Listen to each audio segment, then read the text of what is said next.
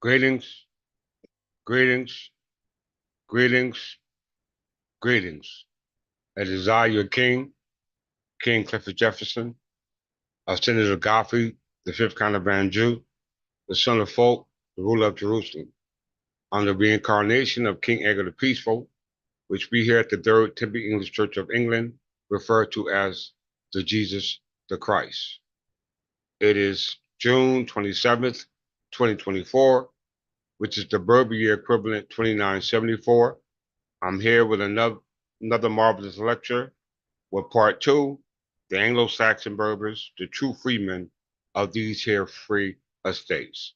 Once again, part two of the Anglo-Saxon Berbers, the true freemen of these free estates. All right, we're pretty much going to go over what we talked about yesterday. So those who are going to be here today, please grab your notes because you're going to have to refer to them. Once again, this lesson is very important because a lot of us as people refer to ourselves uh, under two classifications, either white people, black people, or colored people, or white people, or many other terms. All right. But the true term, we should refer to ourselves as melanated people. Okay. Melanated people. All right. Whatever term you use, whether they're white, black, part itself. Yeah, white, because some people call themselves the free white person. So whether you're talking about yourself as white people, black people, colored people, dark people, all right, whatever term you want to use based off of characteristics, as well as a term you want to identify yourself with, as far as Moorish, Jewish, what else? Irish, uh, what else? Indigenous. All right, there's many things that you can throw out there to identify yourself with. All right, Egyptians. All right, uh, Hebrews. All right, all these terms that you throw out there, no matter what color of skin that you have. All right, do you know justice outside of God's law? And God's law, based upon the practice or custom or tradition that you practice, is based upon some physical law. Okay, some physical laws. So whether you call yourself Egyptians, there must be some physical government in operation that verifies, validates, and co-signs your law. For any other nation that you so-called say you descended down from, there must be a law in place based upon the laws governed by the government that protect you. If you don't, then whether you call yourself white, black, Negro, colored, African American, Jewish, Moorish, Hebrews, melanated, it makes no difference. Because if you look at it yourself on biophysical, biomolecular, biochemistry, it makes no sense to even understand that without connecting that to some type of descendancy, okay, some type of ancestor, okay, that you just send down from. So we as people identify as misnumbered white, black people, Negroes, colors, as well as all the other terms out there, Ethiopian, Moorish, Jewish, and the likes. We refer to ourselves as Anglo-Saxon Berbers. And the only reason why we do that is because there are laws out there that are recognized in this present day to protect us as Anglo-Saxon Berbers. And those Anglo-Saxon Berbers who are of darker complexion. We use the term melanated individual because melanated is the best term to describe us as entities, okay, here on this planet as a result of what we call evolution, as well as our existence uh, uh, prior to the state of evolution, which we're going to talk about today. All right. Greetings, Bishop Searchy from the House of Searchy. So it's going to be a very important lecture for all those who are concerned about their estate, okay, as descendant of a nation of people identify as the dark skinned people. But the best term to identify yourself is melanated, okay? We're going to discuss that these terms again, but whether you call yourself melanated, dark-skinned, brown, whatever, it makes no difference because the people who were considered melanated that you assume to call yourself descended down from had a government in place to protect them. Okay, had laws in place to protect them while they were here in the physical. Okay, it's very important that you make that connection and not disconnect it because a lot of people right now you can turn to all types of channels on YouTube and people refer to themselves as Egyptians, Jews, Hebrews, Moors, indigenous peoples, Native Americans, but there is no sound government that's operating in this present day to link you back to that identity based off the description as an adjective because a color does not identify you because nouns are person, place, are things. We're not things, we're not places. We are persons. Okay? So what person? You must have a government. To have a government, you must have a nation. To have a nation, you must have a nationality. To have a nationality, you must have an origin of domicile. Very important. When you're talking about domicile, we're talking about an abode, a place where you reside. Okay? Where those laws are recognized where you reside to protect your life, liberty, and pursuit of happiness on land, not on water, not in the air.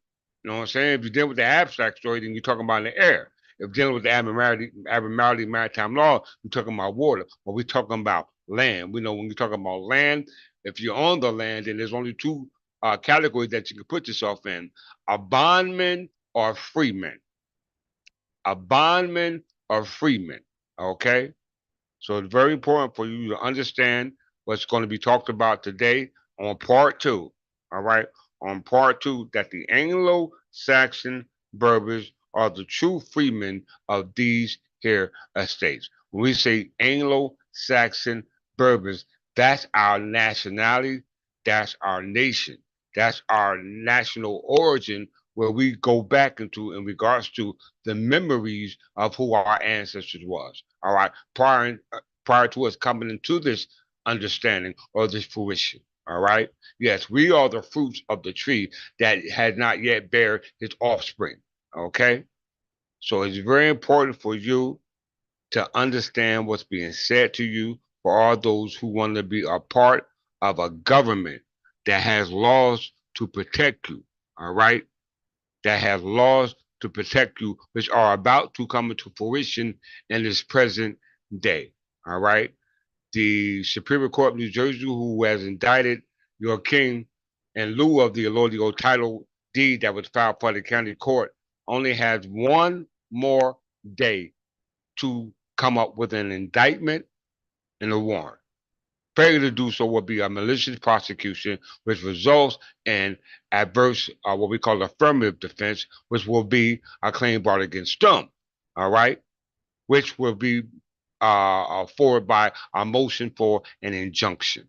All right, against the state to prohibit them from interfering with the Third Tip English Church of England, which represents the crown and crown land once and for all, because we are a nation of people identified by way of our melanated skin. Because we know the melanated skin is based upon the protection of the engrams, which are the memories that are stored in our biological tissue, which are the informations that are stored on the biophysical and biochemical level. Okay? So if you haven't watched that last lesson or the couple lessons I did prior to that in regards to the terms I'm using, you will be lost. Okay, so once and for all, let's get started with this marvelous lecture that you will never hear anywhere else. As you see it delivered here at the Third Tip English Church of England, we show you sources. Okay, everything that we show you is visual, visible, sound, fact check. All right, so your non-description, your non viewing, your your disassociation with the chat line, your ability to not give gifts donations is irrelevant to us. All right. We don't care about that because you want to uh, uh, get off the or unsubscribe because you don't like what you hear. A lot of stuff that we hear are uncomfortable, but it's good for our growth. All right. Here at the Third Tip English Church, you will grow. You have no other uh, uh, alternative but to grow. All right. You are going to be forced to grow.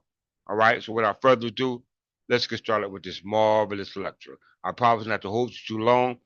If I stutter, forgive me. I suffer from seizures as well as um, I speak fast, so I'm going to try to maintain that. All right, so that way that everything that I said will be justified as well as what we call uh, uh, can be well received. All right, so with that, let's get started. Hold that thought.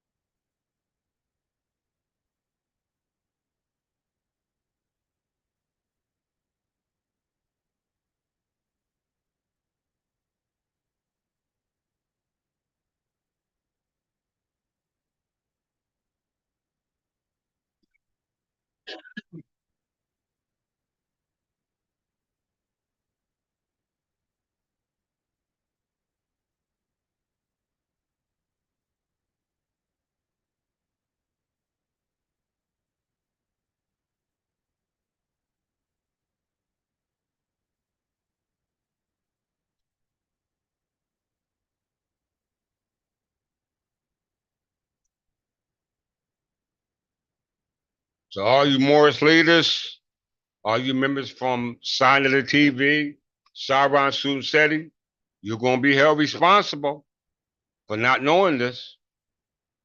All right. All those who are willing to sit down and break bread with the Third to England Church of England, our website is posted. We can dialogue, debate, or whatever you want to do. All right, on your platform, my platform, it doesn't make a difference because in all actuality, the objective is to get there together. All right, to get there together. Put your pride to the side and let's all get there together. Because a lot of us is not going to make it. Okay, based upon your lacking in your cognitive faculties, which is based upon consciousness. A lot of you use what you call your sensory faculties, which is based upon perception. All right, your perception is wrong. All right, your perception is wrong on how you receive information. All right, and how you process information. All right. So we're going to go over that again today. I'm going to break it down nice and slow. If there's any question, please post them in the chat. If there's donation, please donate them to the Third Tipping Church of England. Or if there's a personal donation to you, Are You King, send it to $ Clifford Jefferson L. All right. We appreciate it. It's not needed. It's not required. But like we said, it takes 5 nations to uplift the nation. All right. Everything that we do here is for you. All right. It is for you. All right. So let's show what we have in store for all those who come home to once again the Third Temple English Church of England. Let's get started.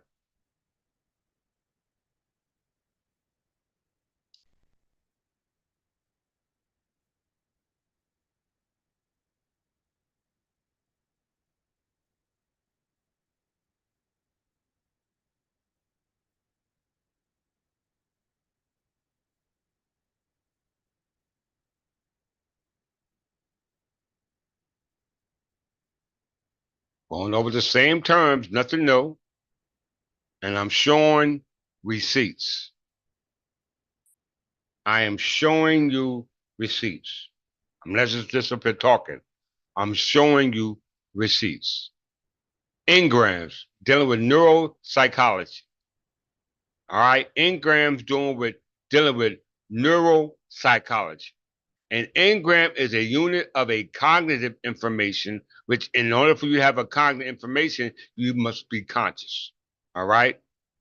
In order to understand cognitive information, you first must be conscious of yourself, which is what we call awareness.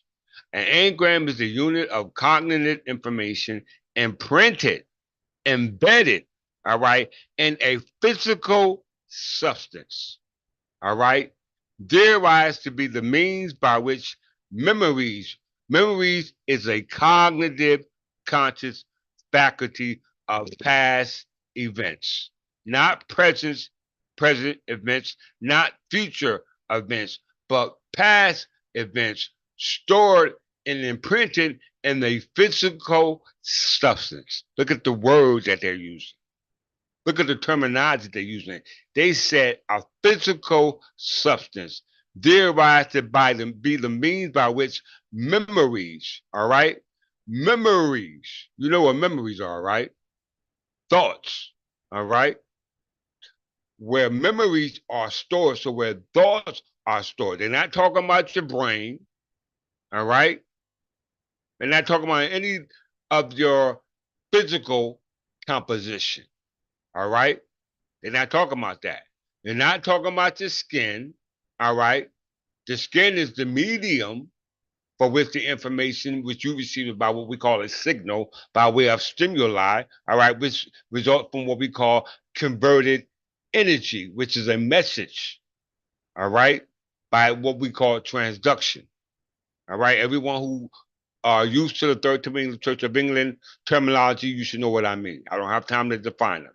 So the engram is a unit of cognitive information imprinted, embedded, stored in a physical substance, something that was here prior to you being here and what you call a human being, derived but to be by the means by which the memories are stored as biophysical or biochemical changes in the brain or other biological tissue in response to an external stimuli, meaning outside stimuli, by way of memory stored in biological tissue, which results in a biochemical reaction because of the biochemical interaction. All right? A biochemical reaction as a result of a biochemical interaction on the biological tissue. Okay? The biological tissue. We all know what biological tissue are, right? Let's look at it real quick before we move forward.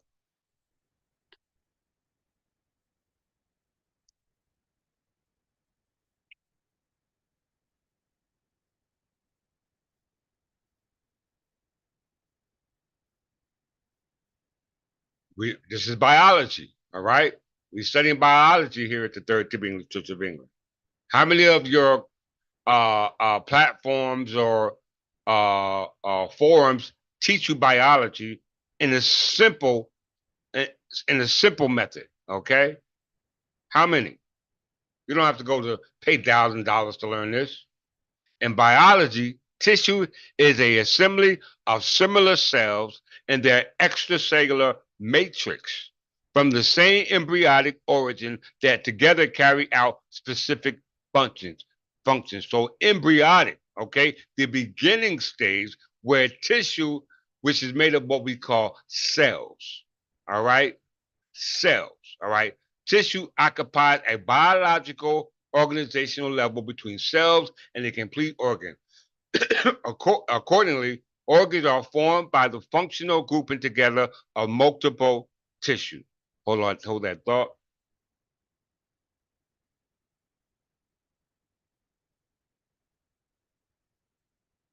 I'm doing class.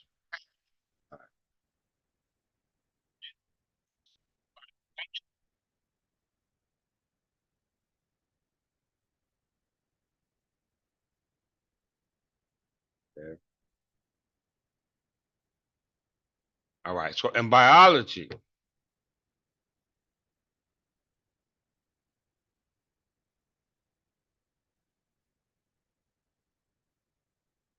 thank you, Bishop Searcy.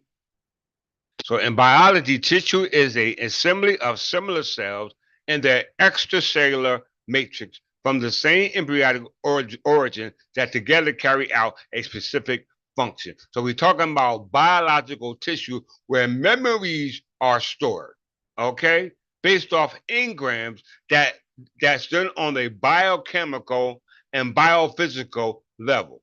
And we know that the biophysical and biochemical is based upon your makeup, which is 96% organic compounds, okay, called biomolecules. All right, we must understand this terminology.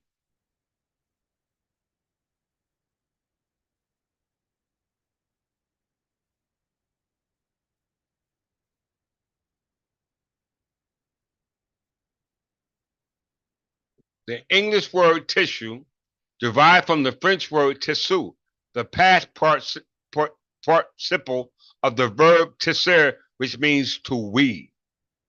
All right, to weave. All right, we know when we weave something, it interconnects.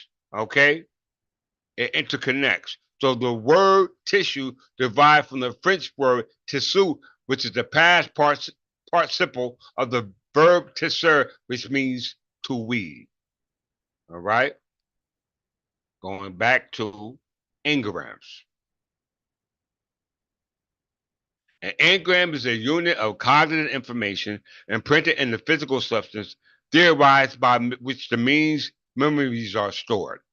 A biophysical or biochemical change in the brain or other biological tissue in response to external stimuli. You only have two types of neurosensory perception, or what we call, which is called external and internal. All right, internal and external. All right, so you can comprehend through what you call your um, neurosensory system, which is an external, or your mental system, which is internal. All right, I'm trying to teach you to use the internal uh, uh, sensory system. All right, which is based upon what we call acoustic. I mean, it's called baryonic acoustic oscillation, which are brain waves, which is different from what we call neural oscillation, which is called brain waves. All right. I don't have time to break that down. You have to go through my prior classes to get that understanding. For everybody who's caught up, understand what I'm saying. All right. So we're talking about memories stored in our biological tissue. Why is this so important? Because it's in the information that we receive based off our knowledge and the memories of our biochemical changes that's happening within ourselves on a biological physical level within the tissue. All right, because we know that the tissue protects us, this physical body. All right, it's the outer layer of the physical body. It protects the inner aspect of ourselves, which is called the true self. All right. We must understand that. All right. So we know biochemical changes are happening within us based upon memories. And what is memories?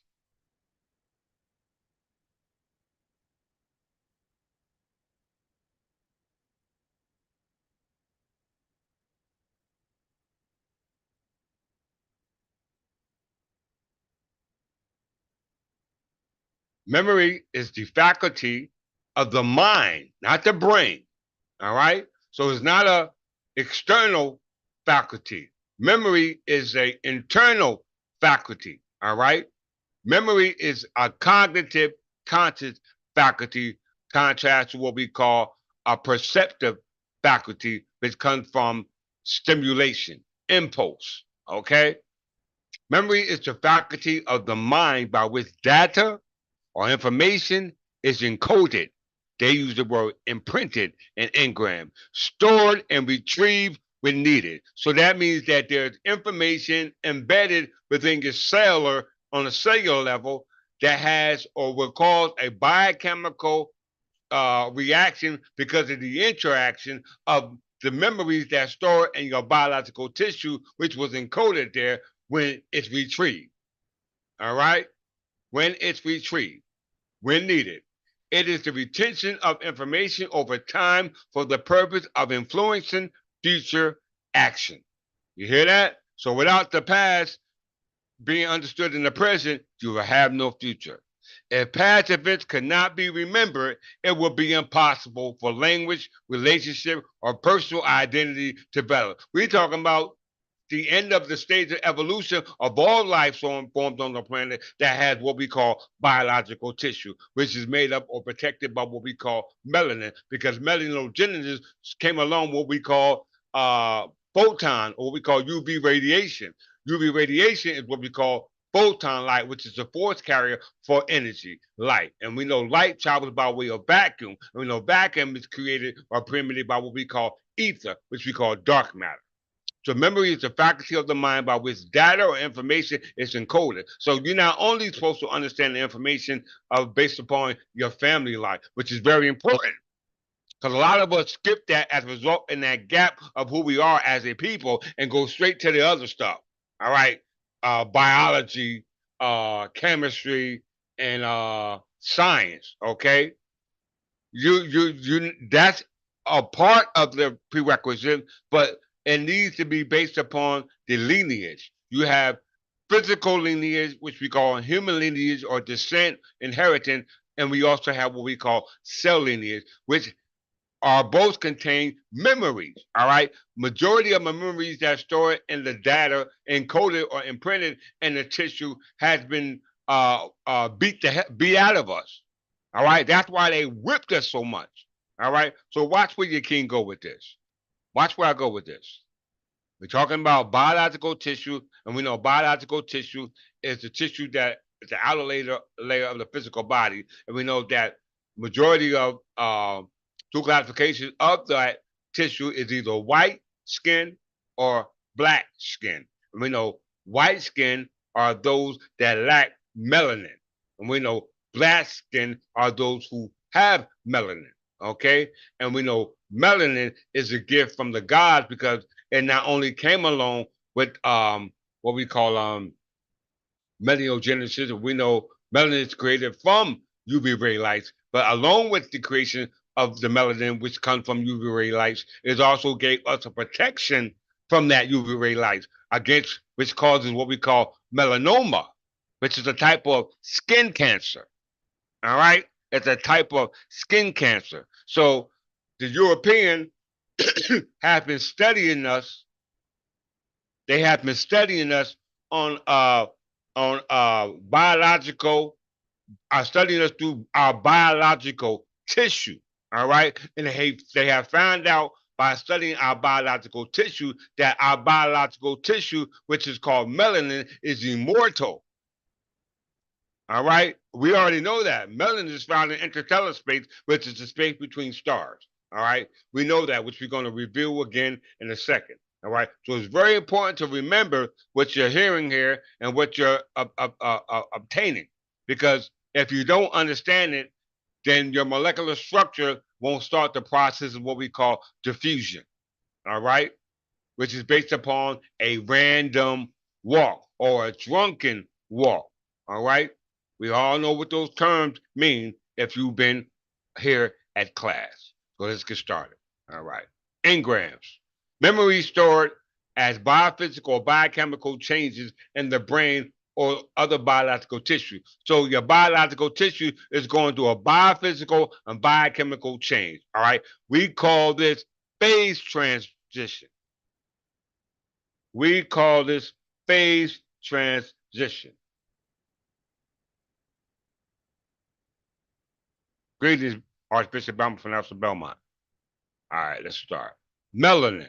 You want to call it black skin. All right. You want to call it uh uh colored people, black people. All right. We're going to use the term melanin because melanin has a longer history in the term relative to the word black, negro, colored, and whatever term you come up with. All right. We're not throwing the baby out the bathwater, all right? But we're not identifying ourselves with color or black.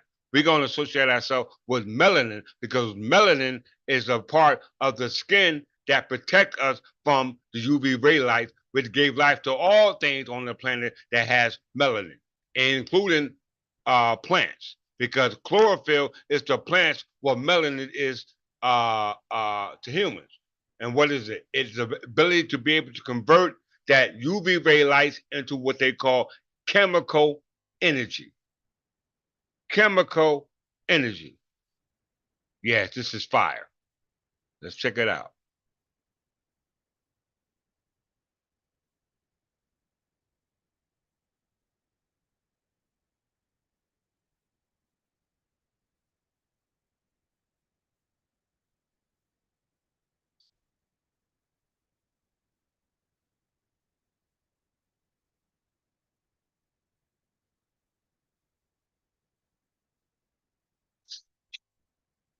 Researchers discover what makes melanoma cells immortal. All right. Researchers discover what makes melanoma cells immortal. First of all, what is melanoma? All right. For it to be immortal. All right. What is melanoma in order for it to be called or could be considered immortal? Because immortal deals with immortality. Okay. And the clearly said when you're dealing with extraterrestrial immortality, it says some species are able to achieve immortality, but how to achieve that immortality is the question. All right, let's see. Melanoma. First, let's define melanoma.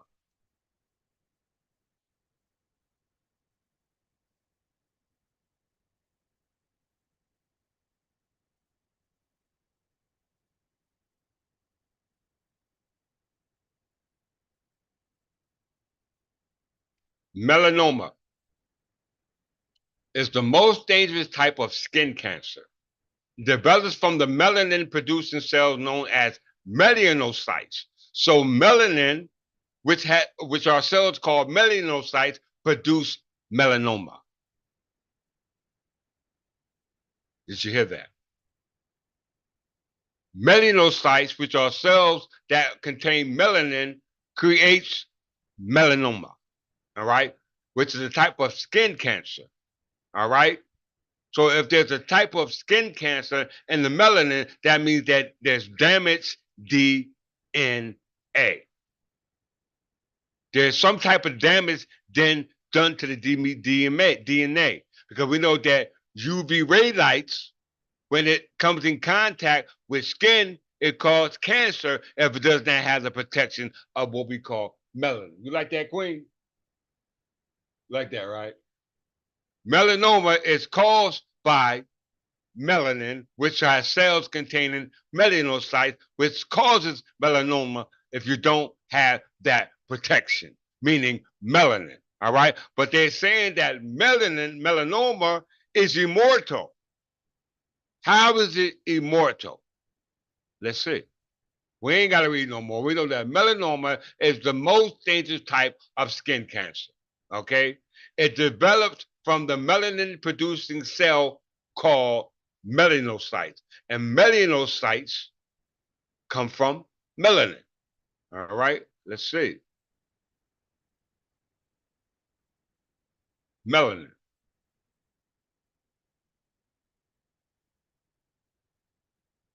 Can't make this up. Melanin. Melanin, black, dark, is the family of biomolecules, organic compounds, organized as oligomers or polymers, which, among other functions, provide the pigments of many organisms. Melanin pigments are produced in specialized groups of cells known as melanocytes, but these cells causes melanoma, which is a type of skin cancer in some species. Did you hear that? Did you hear that? And we know all species have melanin. Plants, fungi, animals, human beings, they have melanin, but some lack this melanin, which is causes what? Skin cancer. All right? Y'all better listen to what your king is telling you. Let's move forward. Let's go back to the article.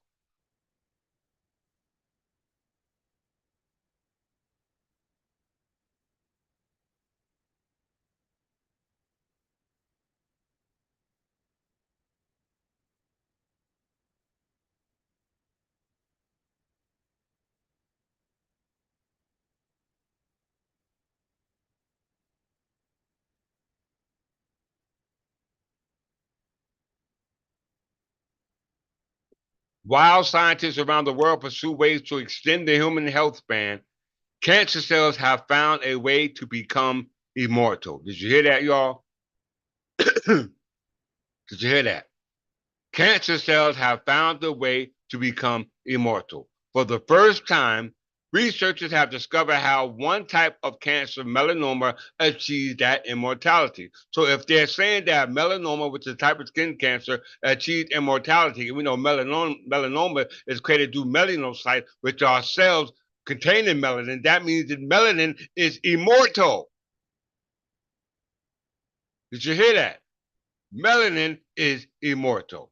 Unlike normal cells, cancer cells do not age and die. Instead, they somehow mutate and continue on to multiply without end.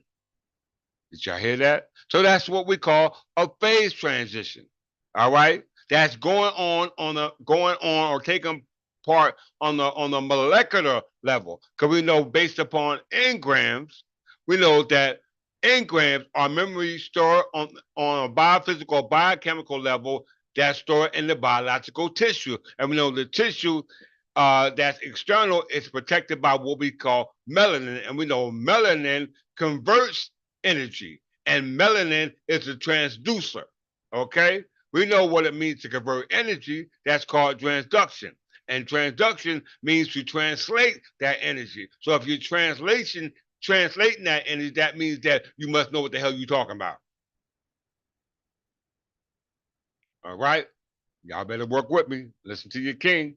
Let's move it to another source. So we see that melanoma, based upon it being studied in laboratories, contain a essence that contains immortality. And we know that immortality is melanin because melanin are cells containing melanocytes, which melanoma is created from.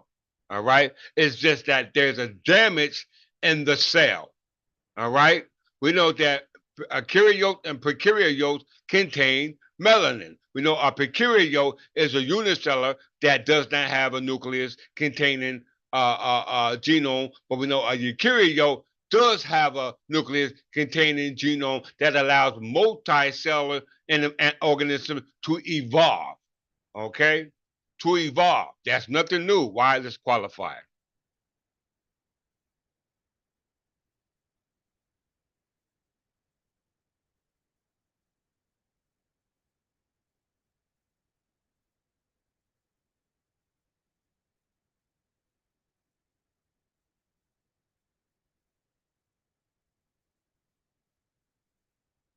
I don't know why nobody want to do a lecture with me. Allow them to come on their podcast. I got so much to talk about, so I'm just going to hit uh, articles, touch on the articles, the things I want to touch on. But there's so much information in the article that you need to look it up yourself. All right. The origins of life according to melanin. Did you hear that? This is from Medcrave. All right. From Medcrave. Cell Science Report. The origins of life according to melanin. All right. This is an abstract review. I'm giving you the concrete review. All right. I'm interpreting what they can't interpret. Let's check it out. Let me make sure all of you can see this.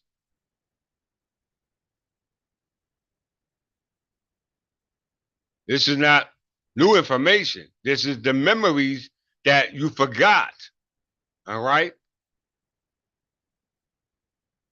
This is the memories that you forgot on the cellular lineage. All right. But that cellular lineage has a lineage extended to our manifestation here on the physical plane as human beings. And for you to understand that, you must understand the nation of people who has melanin.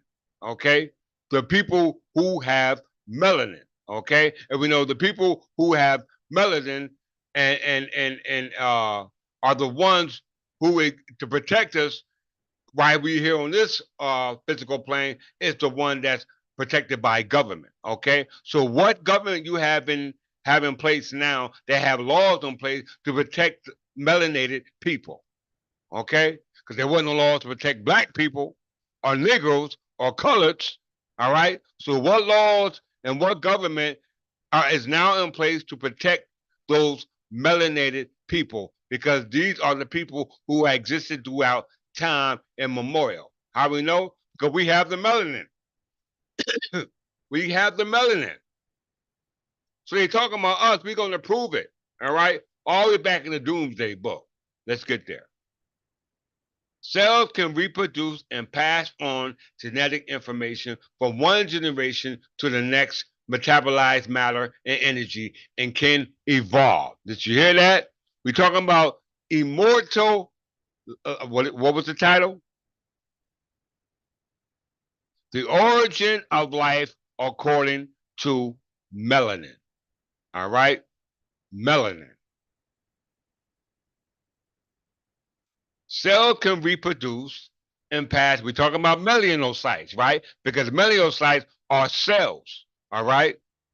Melanin is made up of cells called melanocytes, but melanocytes causes melanoma when there's a breach in what we call the genetic material, all right? That's being transferred, which started the process of evolution, which they know we're talking about procreate and eukaryote, all right? So we understand that it's called genetic information, and that's what we call horizontal gene transfer. Horizontal gene transfer versus vertical gene transfer. Vertical gene transfer happens to what we call passing on it to what we call the genome, all right? That comes to what we call mitochondrial DNA versus horizontal DNA, which starts from the melanin, starting the process for things to be protected so it can grow into our makeup, which is based upon matter and energy. Because matter and energy start from zero masses particles to what we call mass particles. All right. So we read it here. Cells can reproduce and pass on genetic information from one generation to the next. Metabolize matter. Matter is mass is volume and energy, and can evolve. Period. But explaining how the process originated is one of the greatest problems of science. That's why they say it's abstract. All right. That's why I say it's abstract. The vague idea that life emerged spontaneously from mixtures of molecules in the probiotic era has no substance. It cannot be explained, not even by chance. This is what they say. Apparently, there is no way to explain the origins of life by natural means today. Of course, not by natural means, because how we receive natural based upon our five faculties, which is taste, touch, smell, sight, and seeing and hearing, is wrong. All right?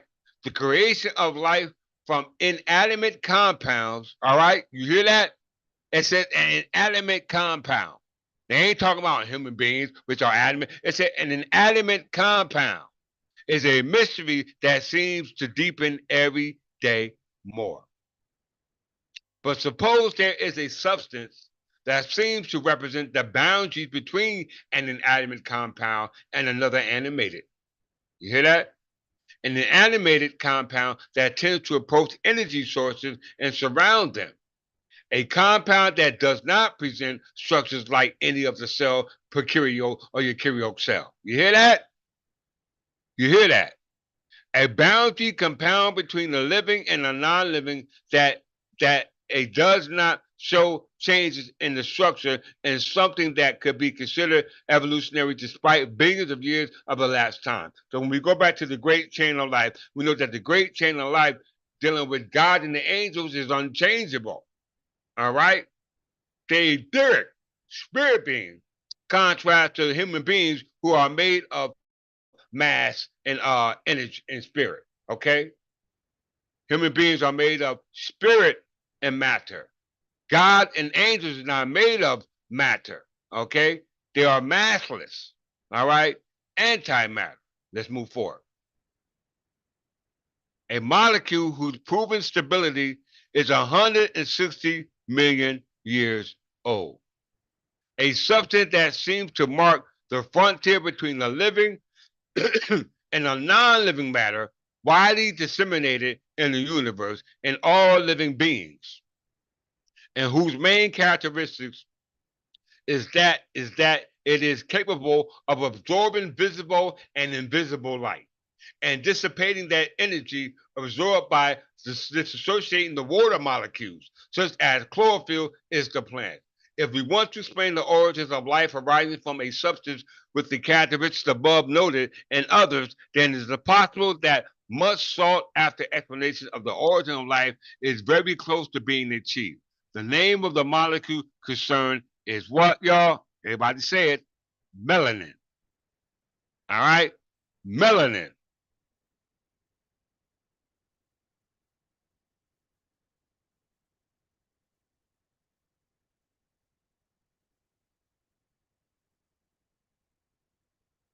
Don't worry about it, Sister Middleton. Let them shadow cast. You can't block this light.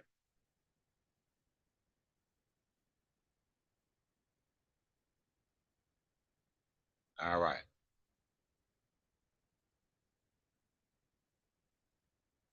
Let's go back here.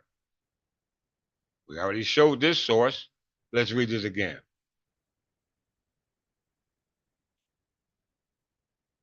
Photoelectrical chemical properties of melanin. Did you hear that? Photo, which means we're talking about photons. We know photons are massive particles, and we know photons are force carriers, all right? Separate from quantum, which is the minimum amount of any physical property. So when you're dealing with photoelectrical chemical, you're talking about the changes in as a result of electrical re, reaction, which causes an interaction as a result of what we call melanin. Let's read it for ourselves. Let's read it for ourselves.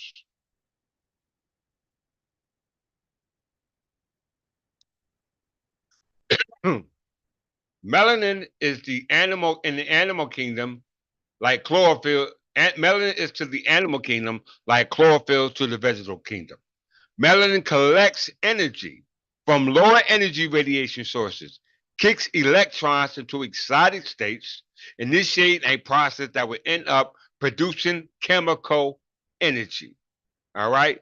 Chemical energy is called chemical potential, and chemical potential is what we call, or a system what we call phase transition to what we call a drunken walk, or what they call um, a random walk. Okay. So it says that electrons are kicked around into an excited state, initiating a process that will end up producing chemical energy, similar to the way in which photosynthesis supplied energy to plants.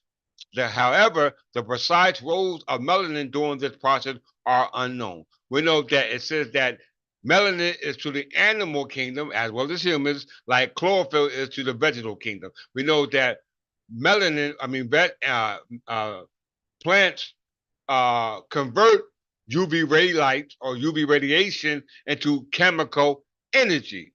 All right. So just like melanin convert the UV ray lights into chemical energy.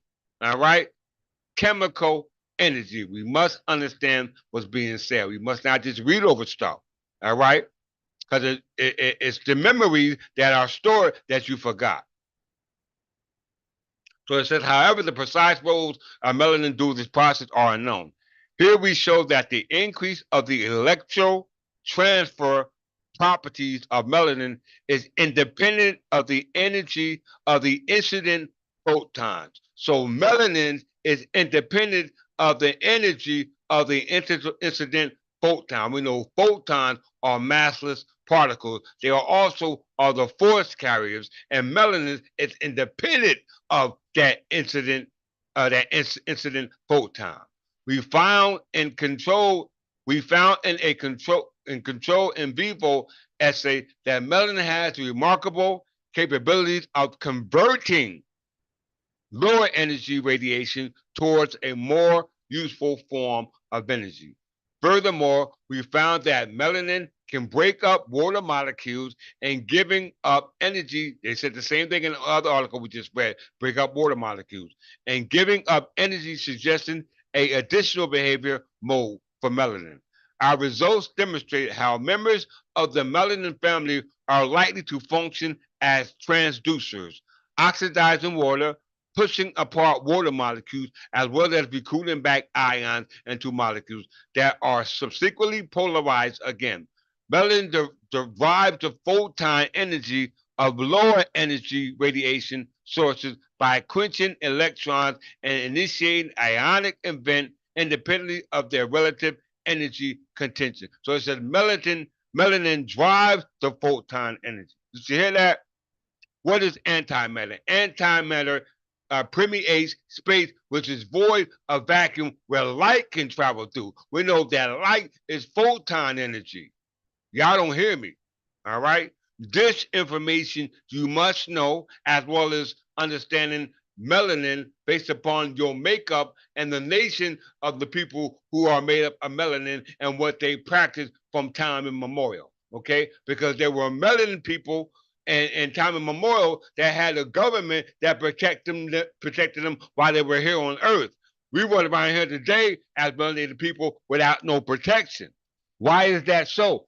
I am going to show you why without a shadow of a doubt. This is the reason why you must join this church. Because in this book of life, if you are not recorded, you will not be allowed to enter. Okay? You will not be allowed to enter. Let's go to another source.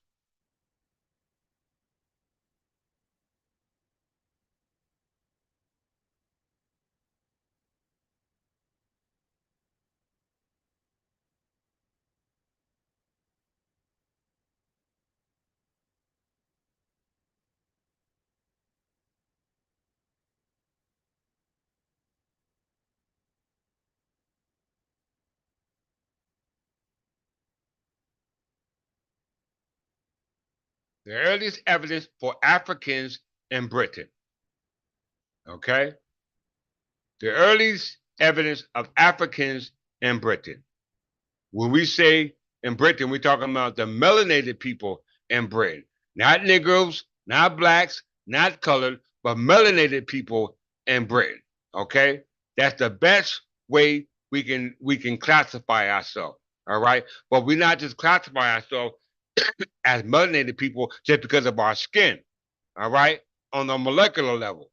All right, because we know that our memories here and the physical, based upon our comprehension, is based upon what we see externally and eternally. So externally is based upon the memories that we see here and the physical, and the internal is that which we remember in the spiritual, i.e., the etheric body. All right, and that's only going back to our molecular self.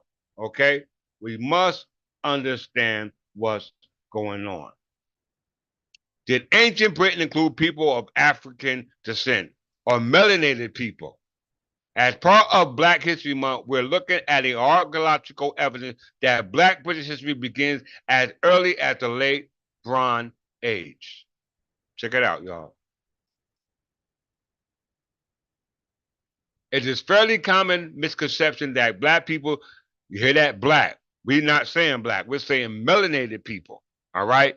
It's a fairly common misconception that Black people, so every time you hear that word, think melanated. Okay?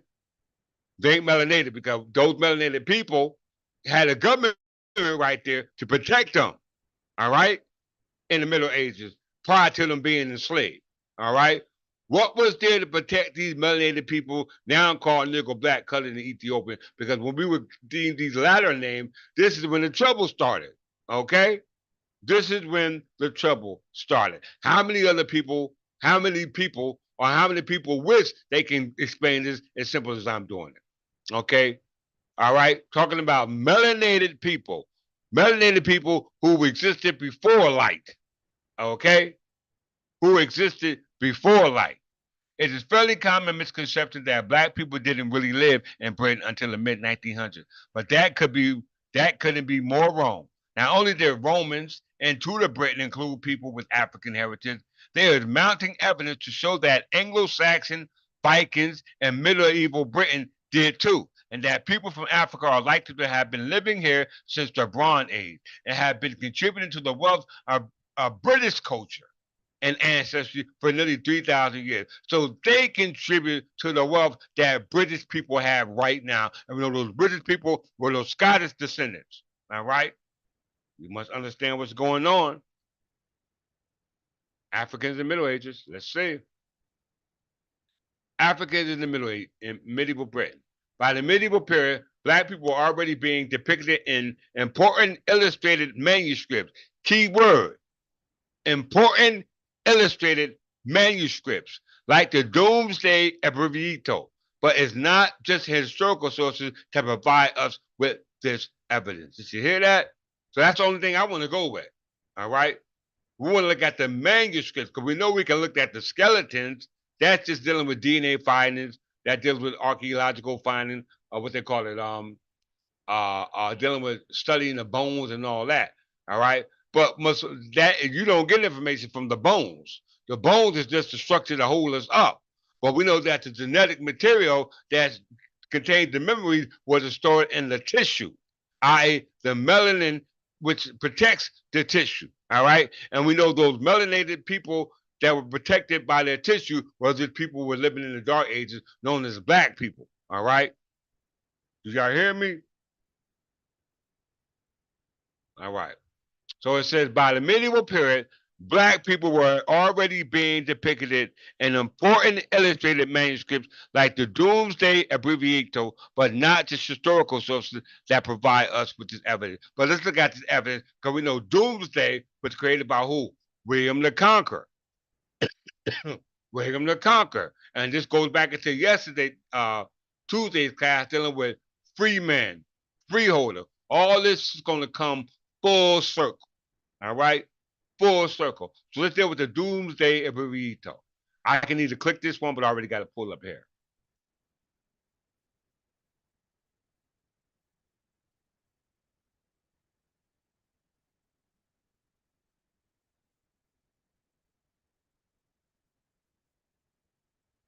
An African presence in the 13th century, AD 43 to AD 1500. This is Annos Dominios, the year of our Lord.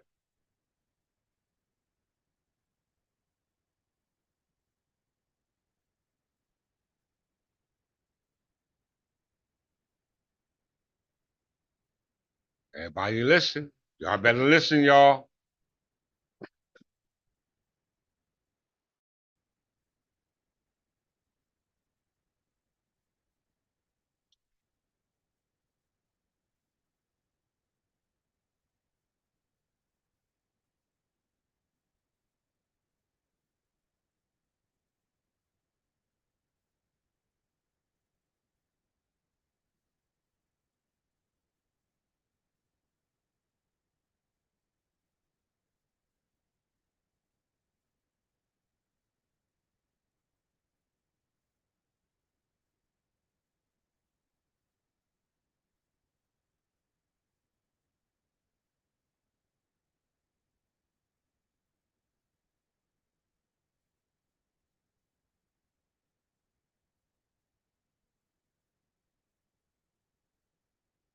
Doomsday Abbreviato.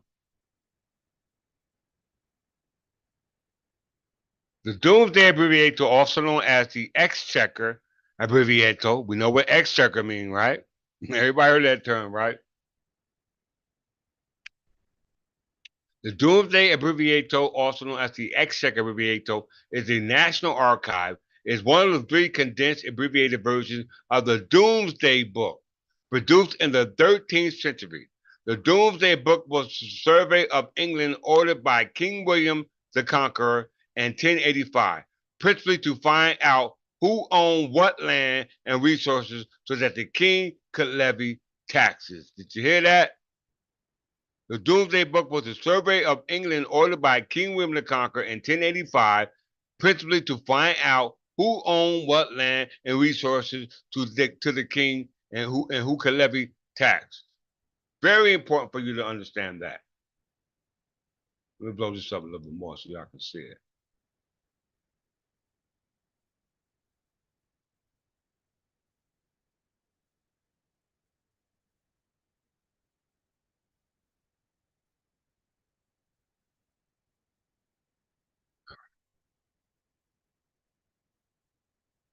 Colors and illustration.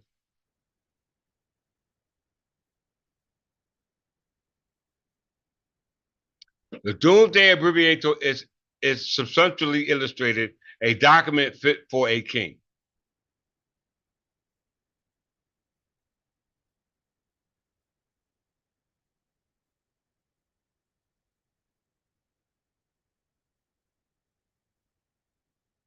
The Doomsday Abbreviator is sumptuously illustrated and document fit for a king.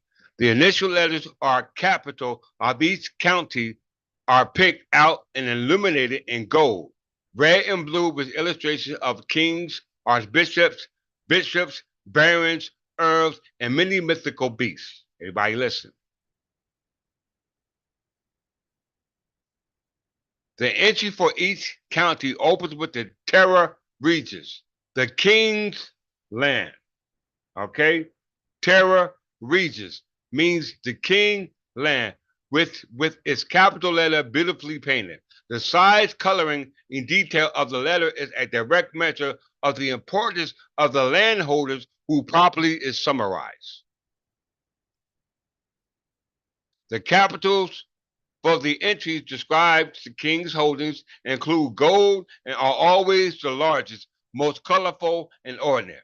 The capital letters for other entries are much more modest and simple in two colors, red and blue. Red lines indicate the importance of each property in the entry. The king's entry, as is to be expected, has more red lines than any other entries of the other landowners. Pay attention.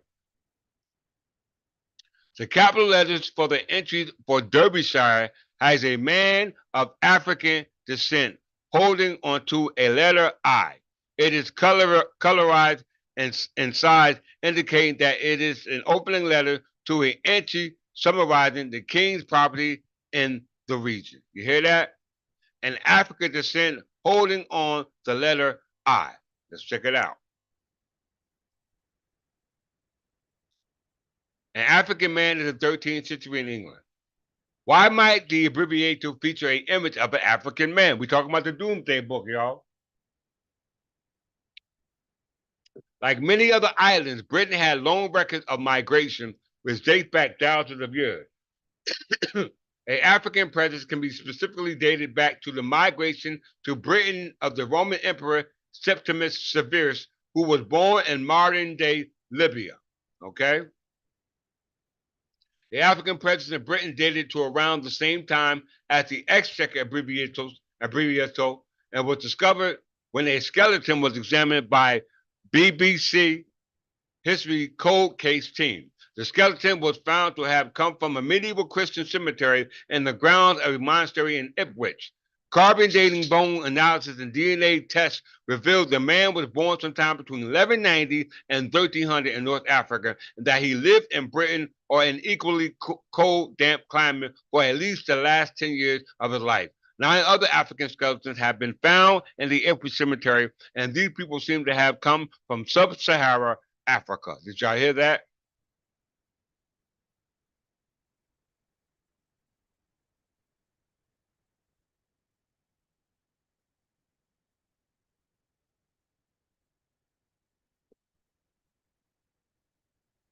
Now we're talking about the Doomsday Book, y'all, featuring an African.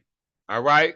We know the Doomsday Book came in, like I said, what, 1080, 1085, but we know that 1066, William the Conqueror came, invaded England. Okay. Very important to understand the history here.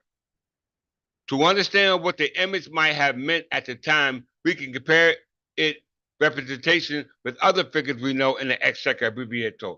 We see a man in a film or play wearing a pinstripe suit and a tie. We can be fairly certain that he represents a businessman. Similarly, we have some idea of a status of the man in the image in society from what he is wearing when his clothes are compared to others in the Exchequer abbreviator. Listen, y'all, what's being said.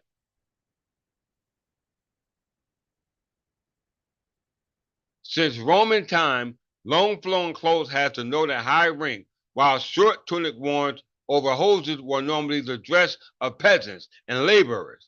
If we compare the African dress with how the kings are dressed elsewhere in the Breviario, we can see, for instance, that the king, see below image, have long flowing dress reflecting the high status, while the African man wears a short tunic indicating a low status. From this, we can guess that the African man represents perhaps a peasant or a laborer or someone who might be called a working class today. Look at the image.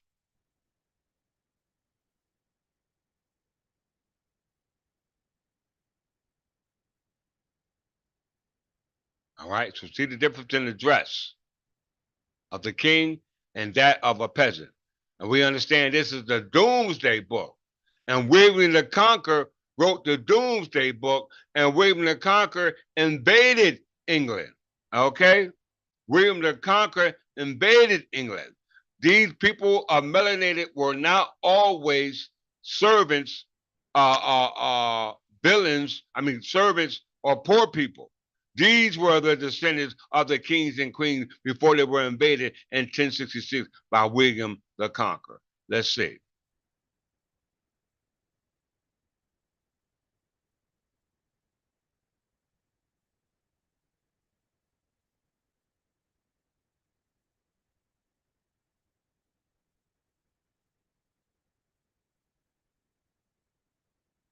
As you can see,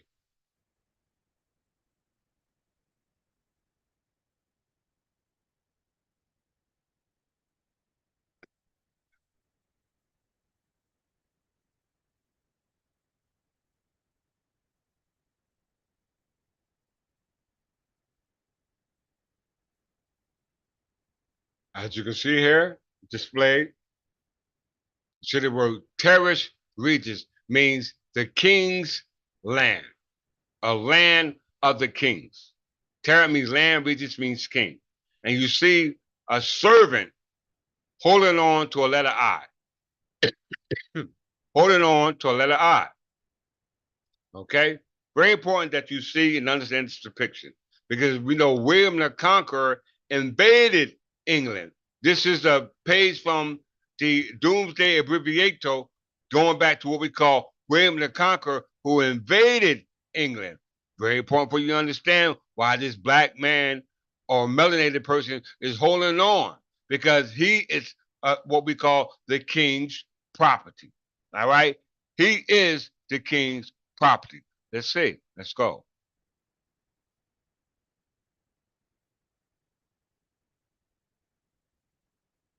All right. And Derbyshire. Everybody hear that? Derbyshire. Close up of the Derbyshire man, courtesy of the National Archive. Remember that name, Derbyshire. All right.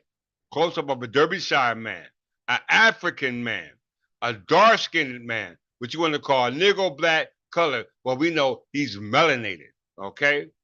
That's the term we want to use. Melanated man. But yet he had a nationality and a nation that he descended down from before William the Conqueror invaded England. How do we know that? Let's see.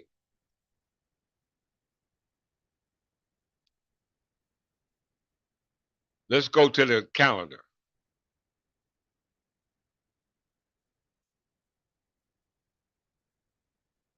1066.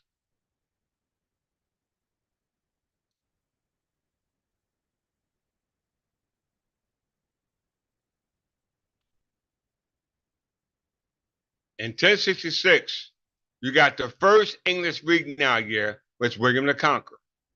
Okay, in the feudal era. All right. There is a Berber calendar existing in the year of 2016. All right, very important. Now let's see what's going on in the year 1066. All right, around the world. Events worldwide. March 20th in 1066, Halley Comet reaches perihelion. Its appearance is subsequently recorded in the Bayeux Tapestry, which was a book created by William the Conqueror. Halley's Comet is symbolic of what they call the Star of Bethlehem. Okay, anybody know the story of the Star of Bethlehem? That is associated with Halley's Comet. Okay, it was recorded in the Bayeux Tapestry. All right. What else is going on around the world? What's going on in Europe? September 12th, William Duke of Normandy assembled a fleet around 700 warships at St. Valery-sur-Somme in readiness for an invasion of England. Okay? So William the Conqueror invaded England, and the Doomsday Book, it had a melanated person hanging on as being the king's property because under terror regions, anything on that land belongs to the king, including the people. All right? And we know in 1066, William, the first English king, invaded England. Prior to that, the only kings in England was Berber kings. How we know it? Let's prove it. What else is going on over there? Fulk III, Count of Anjou, known as the Caller, is at war with his brother, Godfrey III. All these are descendants of Godfrey, of the descendants of the Plantagenet kings. All right, before Fulk V came in. All right, Fulk V was the predecessor of Fulk IV, Count of Anjou. Yes, to the Battle of Hastings. Let's see, England and Scotland. January, Harold Galveston marries Eldris, daughter of Elsgard, Earl of Mercia, and widow of King Godfrey de Lewin. January 5th, Edward the Confessor died after the 24th year of the reign at London. That's when William the Conqueror invaded England, where Edward the Confessor died. The Wittemont or Witten proclaimed Harold Galveston King of England. Did you hear what it just said? The Wittemont claimed Harold Galveston King of England, and Harold Galveston was a Viking. He was a Nordic Viking, all right? Harold Galveston, or Harold the Tooth, is crowned King of England, probably in New Westminster Abbey, where Edward the Confessor's funeral takes place not long before the coronation. So it says that the Wittemont crowned Harold Galveston King of England, all right, after Edward the Confessor died. Did you hear that? When Edward the Confessor died. Why is it important? Because we go back to the 1911 encyclopedia.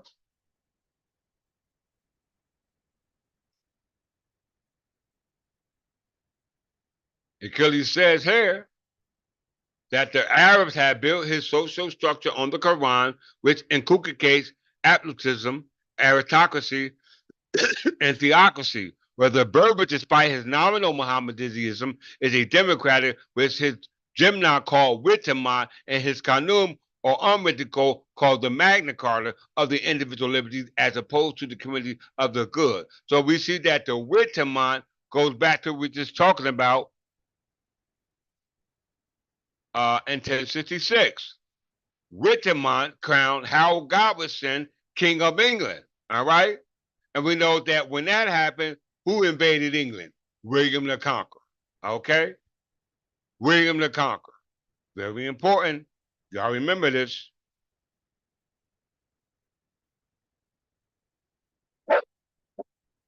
September 27th, William Duke of Normandy and his army set sail from the mouth of the River Somme, beginning the Norman conquest of England. Did you hear that? Beginning the Norman conquest of England. These are the records that you're reading now. This is in 1066 under William the Conqueror, the first English king. All right? We know they were an English king, they were Anglo-Saxon king, because the 1911 Encyclopedia Britannica said that the Berbers government was called Wittemont. So if the Berber government was called Wittemont, that means that prior to William Conqueror invaded England, those Berbers were protected by the government, who were melanated individuals, not called Negroes, not called black, not called white, not called African, nor called Hebrew, but Anglo-Saxon Berbers. This information is indisputable. All right? You don't believe me? Let's go a little further. 1065. What's going on in 1065? If we know in 1066, you had the English Regnal Year with William the Conqueror, because prior to 1066, there was no English Regnal Year. So that means that they weren't called Anglo-Saxon, were not called English, they were called Anglo-Saxon Berbers, because the only calendar in existence prior to 1065 is the Berber calendar.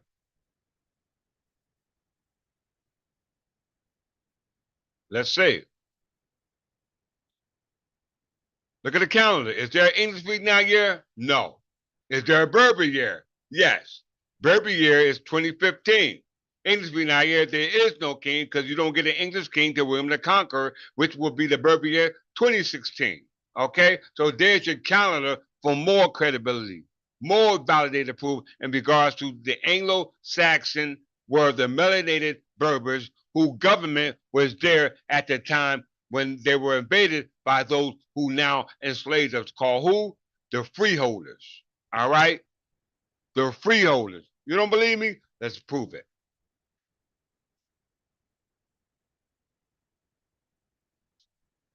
First, let's look at Holly's surname. Because we know that Holly's comment was actually recorded in the Beatrice Tapestry for William the Conqueror.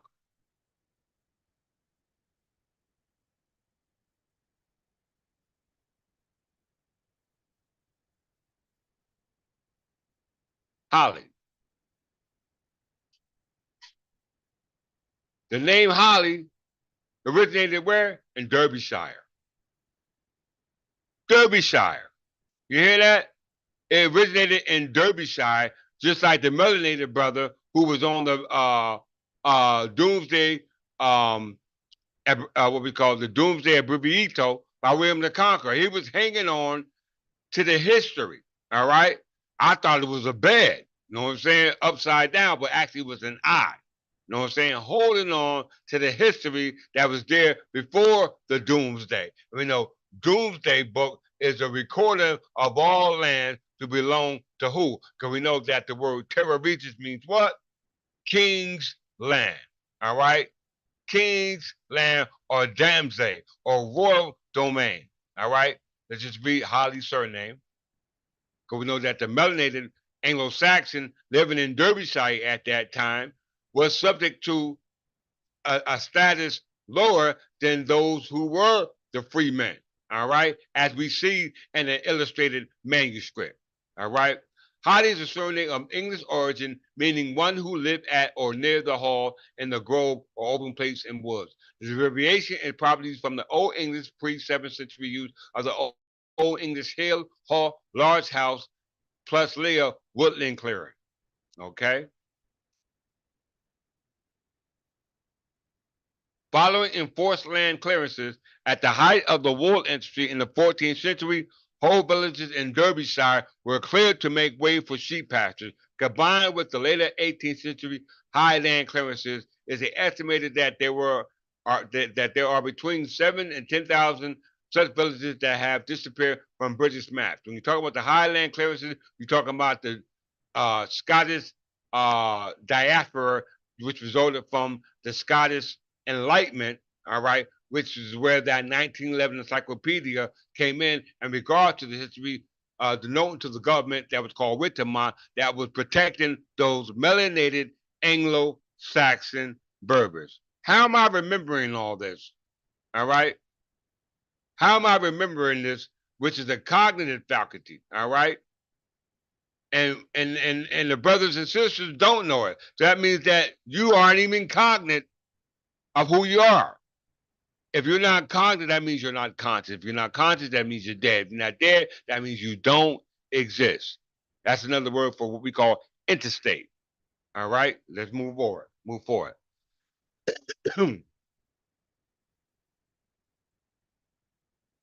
So we know that the word Holly was found in Derbyshire, and we know that the melanated African brother on the Doomsday Abbreviato was also found in Derbyshire, Beeley, Derbyshire. So let's go on. Let's get some more proof.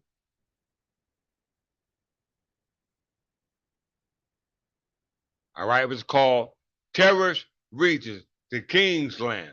So in order for that brother from Derbyshire hanging on that eye to be protected as a result of the invasion of William the Conqueror, who invaded England, because we know when he invaded England, it was a result of what we call an English king invaded the land of Berbers. All right, because William the Conqueror was the first English king. Prior to that, there were only Berber kings. All right, and we know the word Berber are melanated people. All right, melanated people identify as Negro blacks color in Ethiopia. All right, so look at the word Terra Regis, which means the king land. That's called Damsne or royal domain. You don't believe me? Let's prove it. A Damsne. You're right, Bishop Searchy, fallen angel. A damsne or domain was all the land retained and managed by a lord of the manor under the feudal system for his own use, occupation, or support. This distinguishes from the land sub and fief by him to others as subtenants. In contrast, the entire territory controlled by the monarch, both directly and indirectly via their tenant lords, would typically be referred to as their rem. Okay? In England, Wales, and Northern Ireland, Royal Damsey is the land held by the crown. Did you hear that? Land held by the crown in ancient Domesday is a legal term for the land held by the king at the time of the Doomsday Book in 1086. Did you hear that?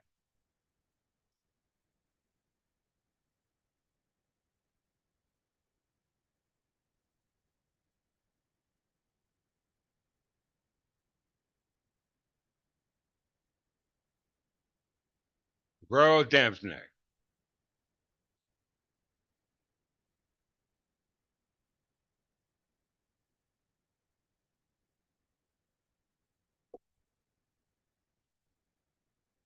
Immediately following the Norman conquest of 1066, all right, prior to 1066, there were only Berbers in England.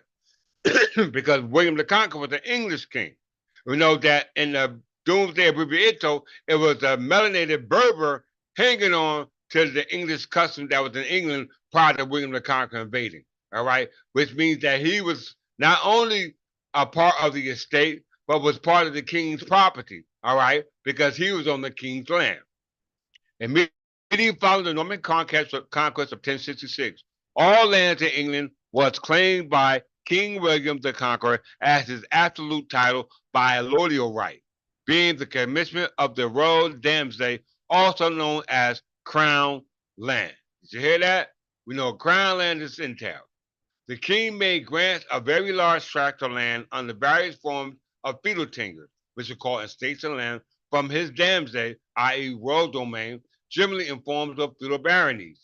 The land not so in fiefs, for example, royal manors administered by royal stewards or royal hunting forests, thus remaining within the royal damsday. In the Doomsday Book of 1086, this land referred to as Terra Regis, literally the king's land. Did y'all hear that? The king's land. And in the English common law, the term ancient Domesday referred to land that was held by the crown at the time of the Doomsday Book. Okay, so let's go back to this African presence and the 13th century. Let's go back here.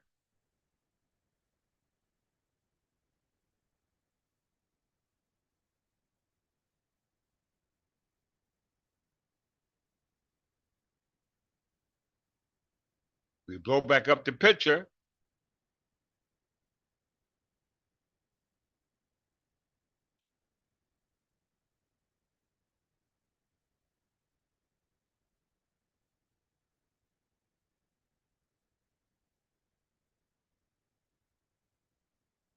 So Royal Daphne is called Terra Regis, the king's land. And who's holding on to the king's land?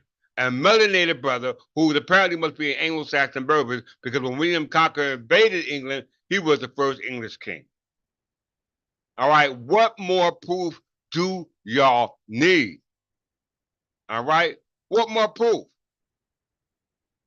All right, the king's land, the royal domain or Daphne, was land that was belonged to those who are heirs of that land because it was called crown land. Didn't it say crown land? Crown land is intel land, contrast to what we call fee simple. Be simple.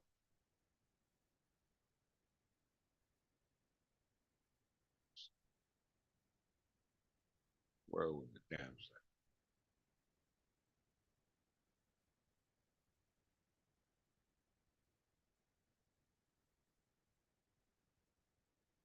Hmm.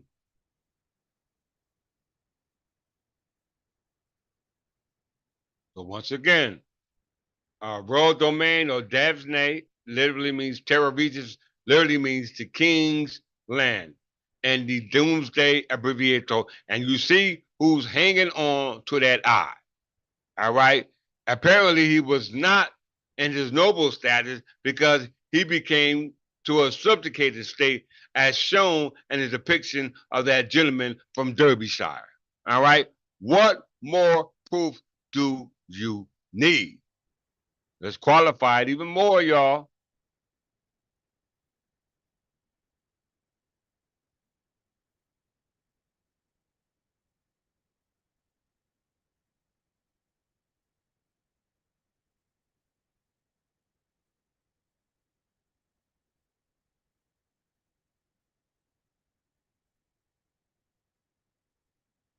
Freeman. Freeman. Before the Norman conquest, a free man might be a man of small estates dependent on a lord. Every man not himself a lord was bound to have a lord or be treated as unworthy of a free man's right. Among freemen, there was a difference in their estimation for real guilt, which means uh, uh, blood money. Okay, so you see, prior to the Norman conquest, that brother hanging on that eye was a free man, because we know the word Berber in the Amazigh language means free man. Okay, it means free man. We must understand that. So free men were here in North America well before the Norman conquest. All right, because we know that they became slaves after the Norman conquest. You don't believe me? Let's prove it. In closing,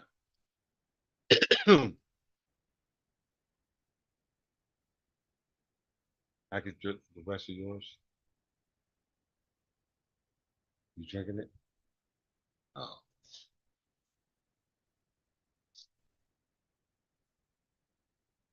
I don't need no more. In closing, all right,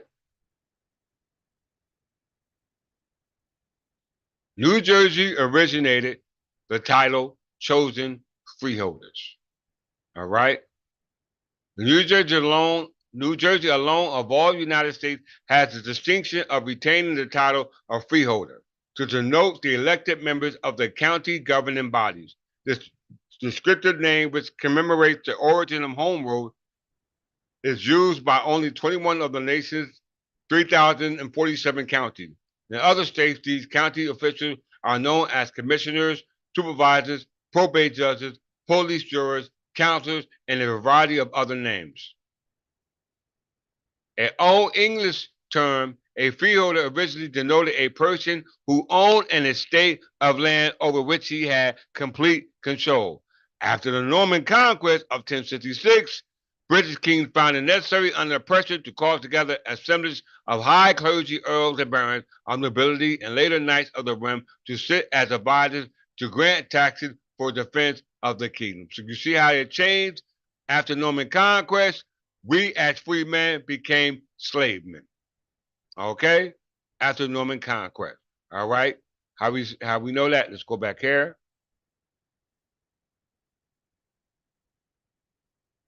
A document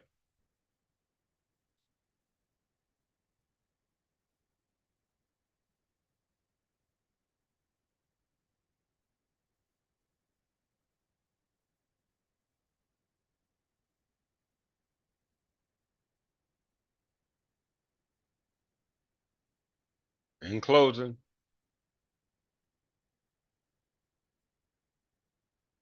Page 4 of our certificate of incorporation, our charter, because he says here, certain tenures, holdings turn into free and common soakers. The tenures of honors, manors, lands, tenements, or hereditaments or of an estate of inheritance at the common law held either of the King of England or any other person or body politic or corporate at the time before July 4th, 1776 is declared by Section 3 of an entitled and act concerning tenures passed February 18th, 1795 to be turned into holding by free and common soakers from the time of their creation and forever thereafter shall continue to be held in free and common soakers, discharged of all tenures, charges, incidents enumerated therein. And 46 colon 3 10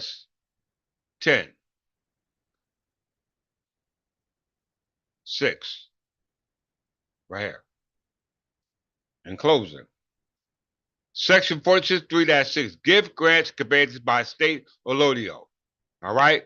We know that the state of New Jersey has freeholders now called county commissioners, were the ones responsible for what we call New Jersey Banking, Insurance, and Real Estate Commission, were the ones who control the land, which were known as freeholders, and the freeholders was a term going back to commissioners when it was created by Charles II when the land grant was given to William Penn, and William Penn got the land off what we call the twerf and twig ceremony through lottery of season by way of lottery and deed, which is an unlawful procedure because we received our land grant or estates and land by what we call lottery of law underneath the lottery of season, which was done by Atherton, a melanated brother. All right, a melanated brother. This is why it's important to understand engrams, because through your engrams that the melanin will bring this information back to you through transduction, which you interpret it on the physical level and the spiritual level and the molecular level. All right? This is the key. So in closing, give, grant, and conveyances by the state, allotio. All right? You hear that? Allotio. Give, grants, and conveyances by the state, allotio. All gift grants or conveyances made prior to and after July 4th, 1776 of any estate of inheritance by letter patent under the grace of the state or any other manner by the state, by the legislature thereof, or by the commissioner. You hear that word? Commissioners. All right. Or agents of forfeited the state or by other lawful and competent authority under the state shall be and remain allotio and now feudal and shall forever be and continue in free allodium, pure allodium only, forever discharged of all feudal tenures and the instance thereof and all services whatsoever. Why is that the case? Why? I'm going to close that on this one.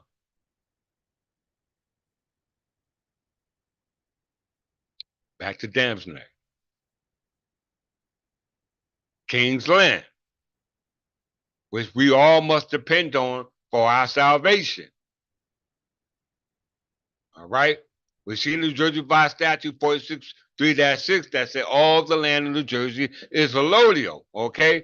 We know that the freeholders or county commissioners go all the way back or got their start from William the Conqueror, who started feudal tenures, estates, and land. Prior to that, all land belonged to the king.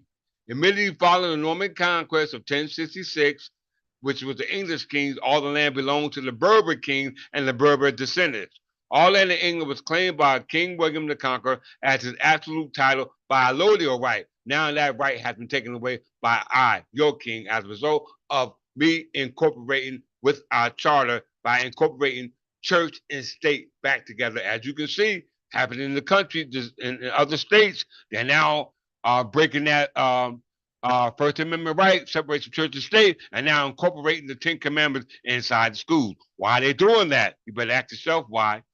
William the Conqueror as his absolute title by allotio right being the commission of the royal damsel, also known as Crown Land. What is Crown Land? And I close out on this. Crown Land.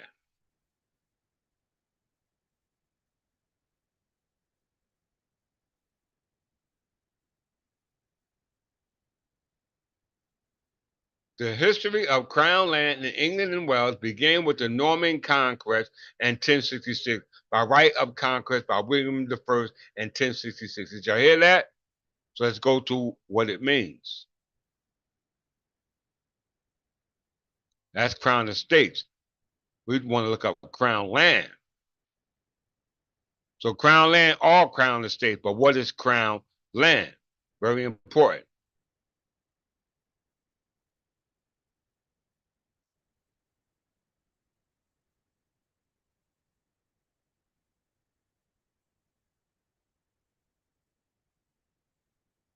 And I'll close out on that.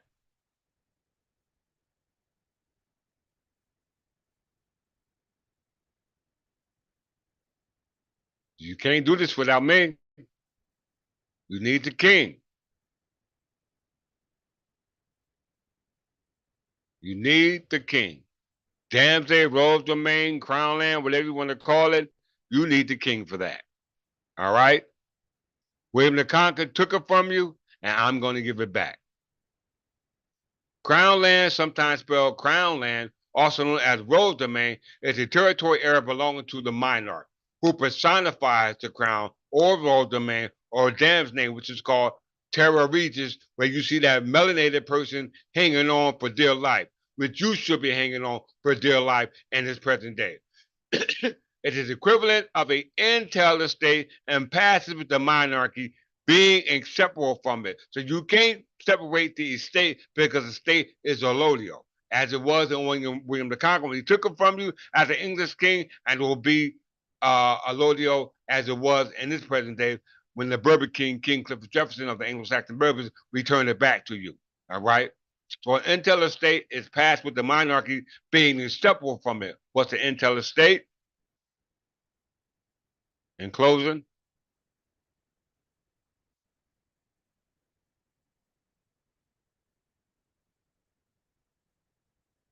in English common law, betel or intel is a form of trust established by a deed or settlement that restricts the sale of an inheritance in an estate in real property and prevents that property from being sold, divided by will, or otherwise alienated.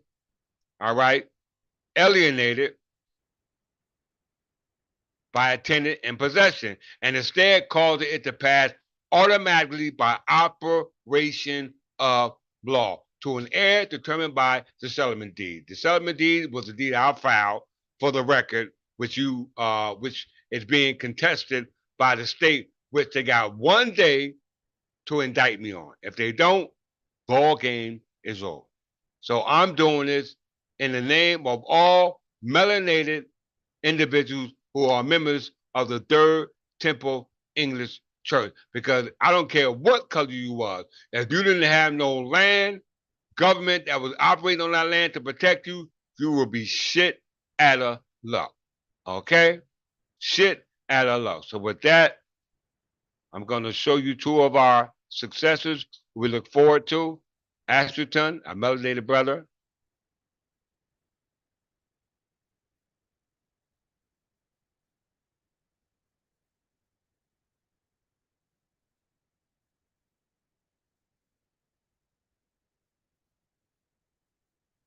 Asterton, the great grandson of King Edgar Alfred the Great, and Ellsworth, the wife of Alfred the Great. Freemen, all right? Freemen before William the Conqueror invaded. Look at that woman, y'all. These are your people. Look at sitting in that chair suspended in stars. You don't see no buildings, trees, birds flying. These are stars back there. All right? These are stars back there. All right. So with that, make sure I got everything.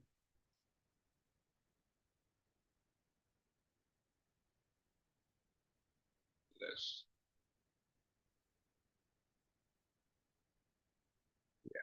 just go right here.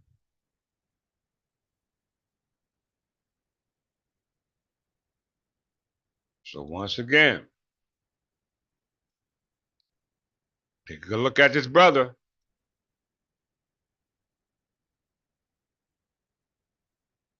You better be hanging on to the king. You better be hanging on for dear life. All right? You better be hanging on for dear life. Because if you don't, you won't have a life. So with that, that ends part 2 of Anglo-Saxon Berbers, the true freemen of these here free estates. I got 8 thumbs up. I like that. All right.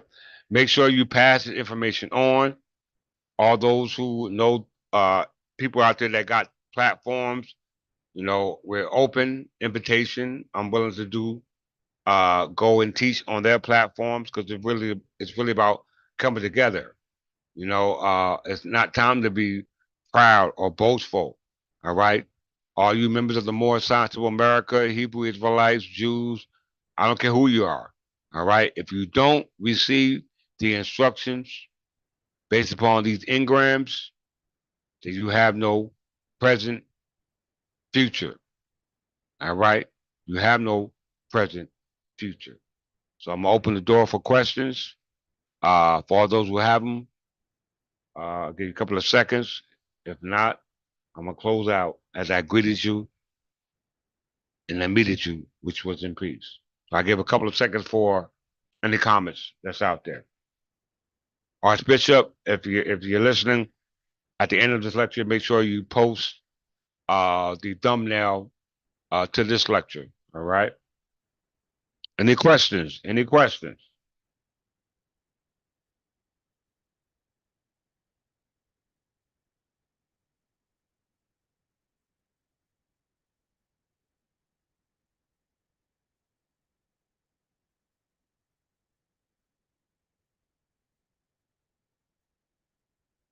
No question. That means that everyone is up to speed.